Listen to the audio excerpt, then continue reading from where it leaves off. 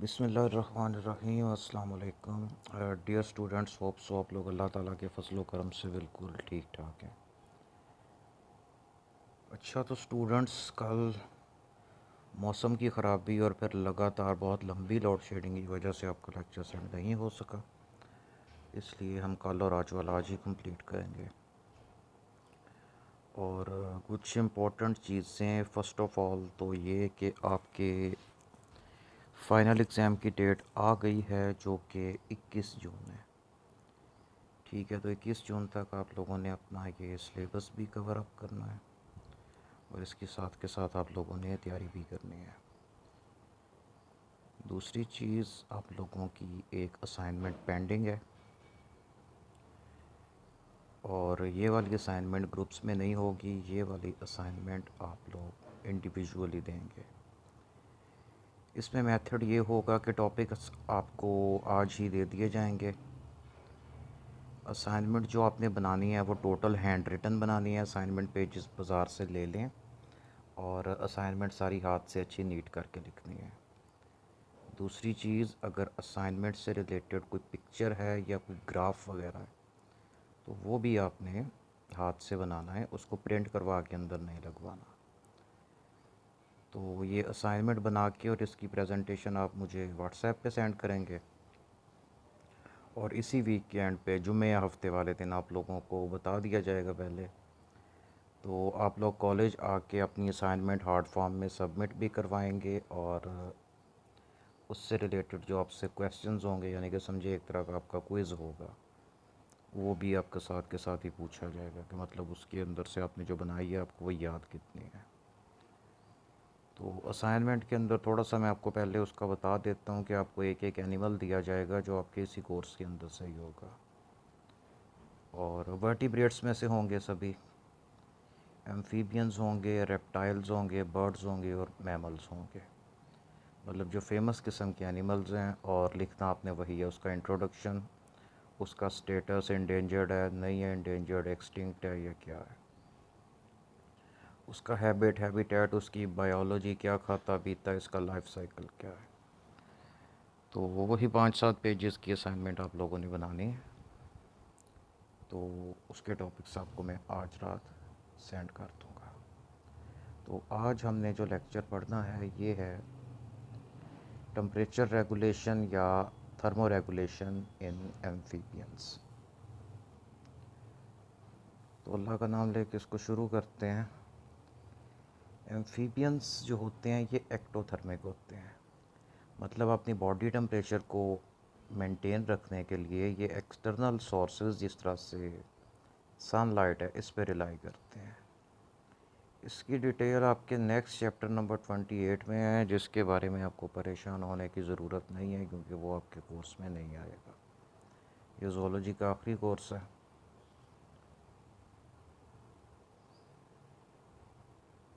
कोई भी एनिमल जिसकी बॉडी की इंसुलेशन ज़रा नकम्मी किस्म की है, मतलब उसकी बॉडी पे फ़ैट की लेयर नहीं है या उसकी बॉडी के ऊपर फीदर्स नहीं है। फीदर्स की जो कवरिंग होती है इसको प्लूमेज कहा जाता है, बर्ड्स वगैरह पे आपने देखी है, ये भी इंसुलेशन का काम करती है। या फिर उसके ऊपर वैसे जो बालों की एक लेयर होती है जिसको फर कहा जाता है, वो नहीं है।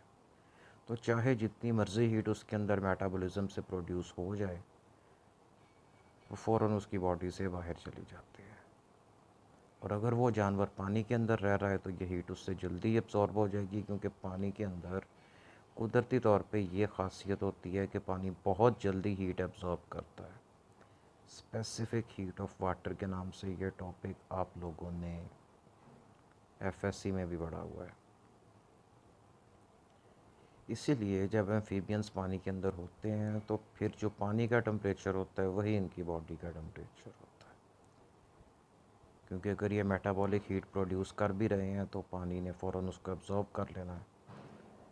तो समझें कि पानी का टेम्परेचर और इनकी बॉडी का टेम्परेचर, फॉर एग्ज़ाम्पल हम कहते हैं कि पानी का टेम्परेचर है 28 डिग्री सेंटीग्रेड, तो उस पॉइंट पे इनकी अपनी बॉडी का टेम्परेचर भी 28 डिग्री सेंटीग्रेड होगा। लेकिन जब ये पानी से बाहर आके खुश्की पे बैठे होते हैं उस वक्त इनका बॉडी का टेम्परेचर और एयर का टेम्परेचर वो सेम नहीं होता, उस वक्त इसमें डिफरेंस होता है।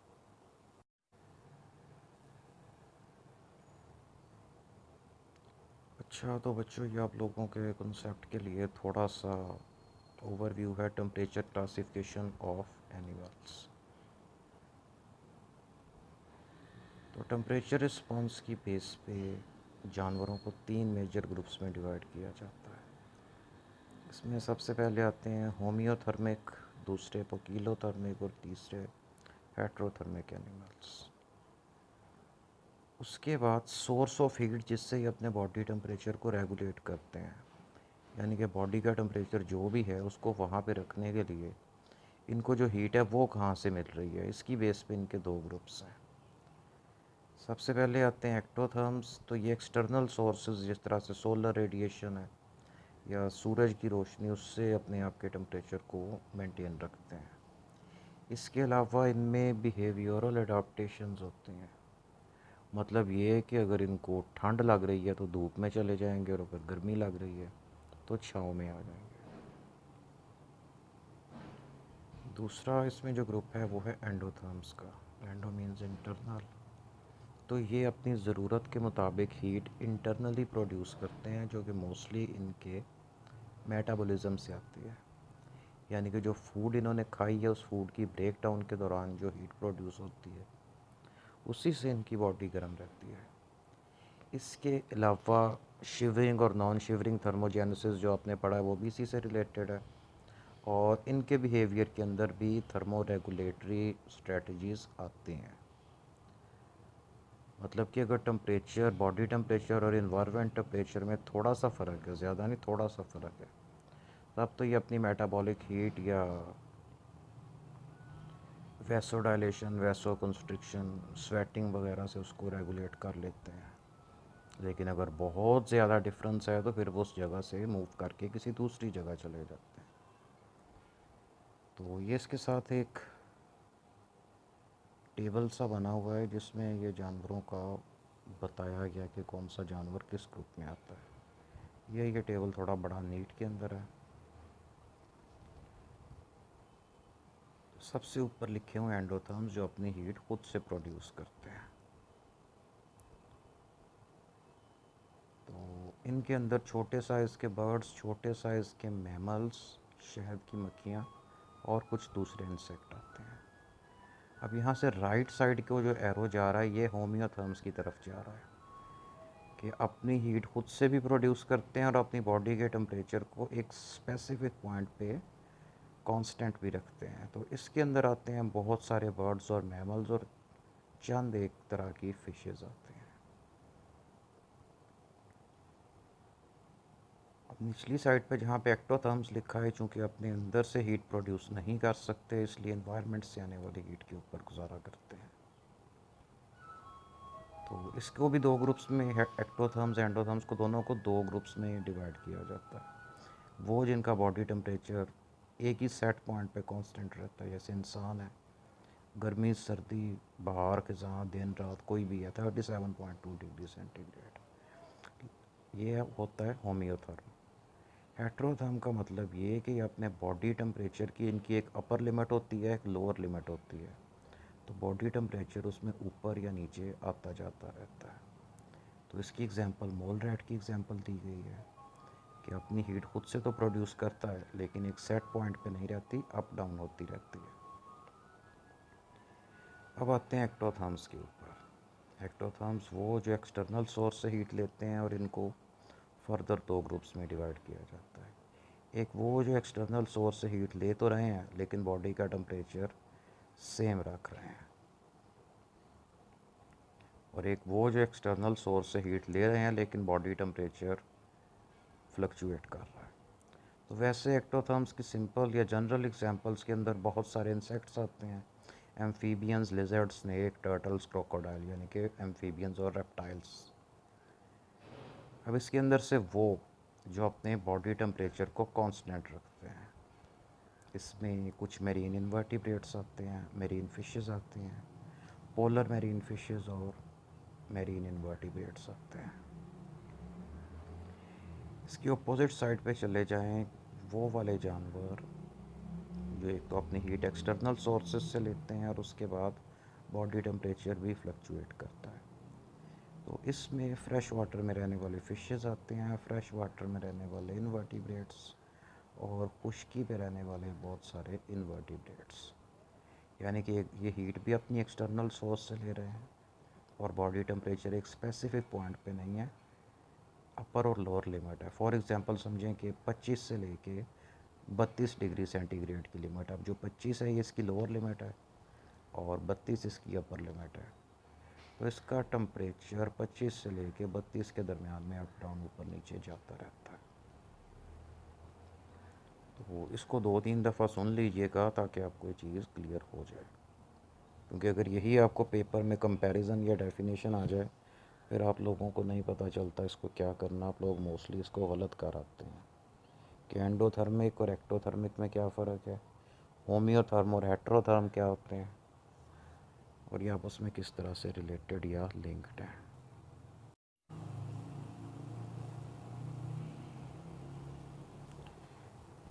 अच्छा, तो एम्फीबियंस के अंदर मोस्टली जो टेम्परेचर रेगुलेशन के लिए जो इनके अंदर बिहेवियरल अडाप्टेशंस होती हैं ये उनको यूज़ करते हैं।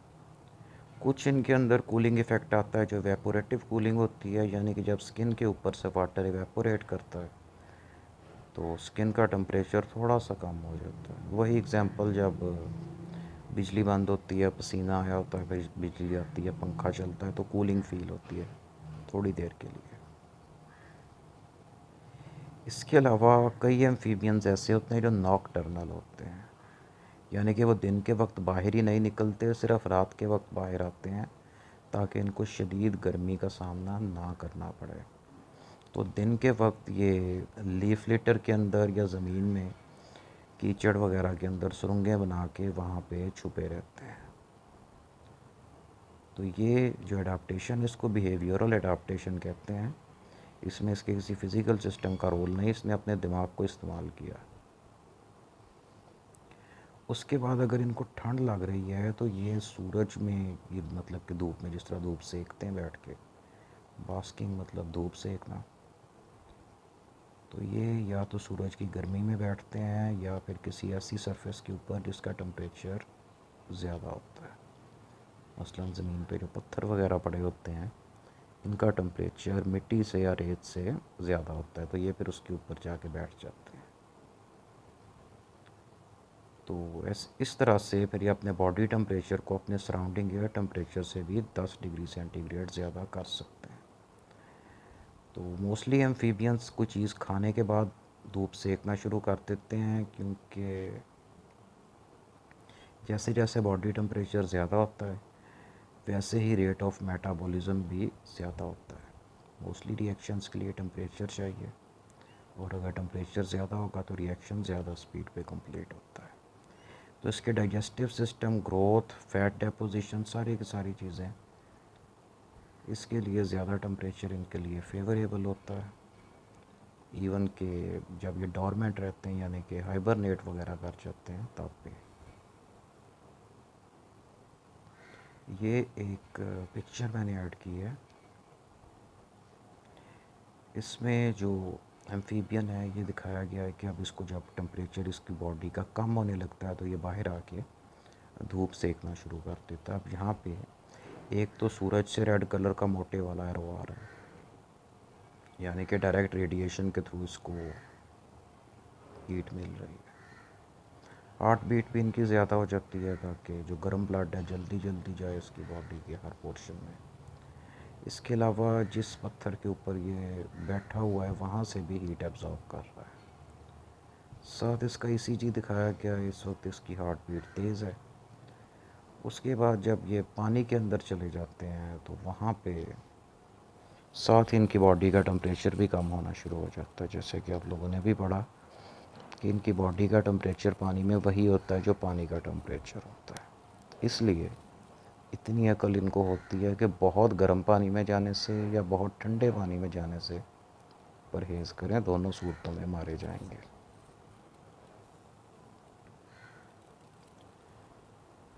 अच्छा, ये एक दूसरी पिक्चर ऐड की गई है। ये इसमें एग्जांपल तो लिजर्ड की दी गई है, लेकिन लिजर्ड और एम्फीबियन के अंदर ये टेम्परेचर रेगुलेटरी मैकेनिज़्म सेम होता है। रीज़न इसका ये है कि ये दोनों के दोनों कोल्ड ब्लडेड एनिमल्स हैं।